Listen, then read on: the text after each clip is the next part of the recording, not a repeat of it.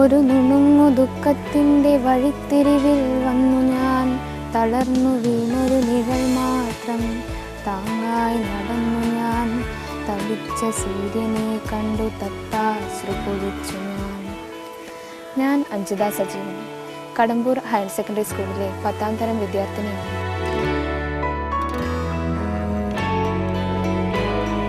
ഞാനിന്നിവിടെ മലയാള സാഹിത്യത്തിൽ തിരയിളക്കം സൃഷ്ടിച്ച കടമ്പനിട്ടയുടെ കവിതകൾ എന്ന പുസ്തകത്തെപ്പറ്റി ഏതാനും കാര്യങ്ങൾ പറയാൻ ആഗ്രഹിക്കുന്നു.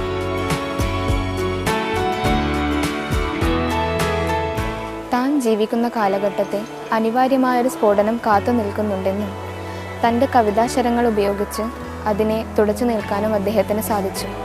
ഞാൻ, കോഴി, ശാന്ത, ശരശയ്യ തുടങ്ങിയ കവിതകളാണ് ഈ കവിതാ സമാഹാരത്തിൽ ഉൾപ്പെടുത്തിയിട്ടുള്ളത്.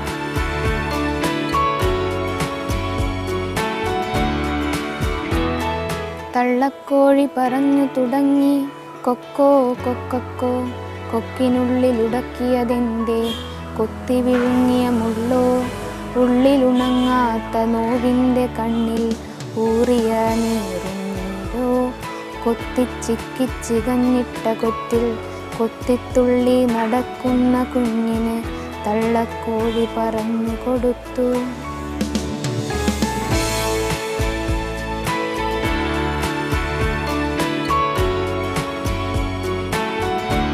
കണ്ണുവേണം ഇരുപുറം എപ്പോഴും, കണ്ണുവേണം മുകളിലും താഴെയും, കണ്ണിലെപ്പോഴും കത്തിജ്വലിക്കുന്ന ഉൾക്കണ്ണു വേണം അണയാത്ത കണ്ണ്. കടമ്പനിട്ട കവിതകളിലെ എന്നെ ഏറ്റവും ആകർഷിച്ച വരികളാണിവ. കാരണം ഇവയ്ക്ക് സമകാലിക പ്രസക്തി ഏറെയാണ്. വഴിതെറ്റിപ്പോകുന്ന ഇന്നത്തെ തലമുറയ്ക്ക് നേരിൻ്റെ വഴിയിലേക്ക് നടക്കാനുള്ള പ്രേരണയും പ്രചോദനവുമാണ് ഈ വരികൾ.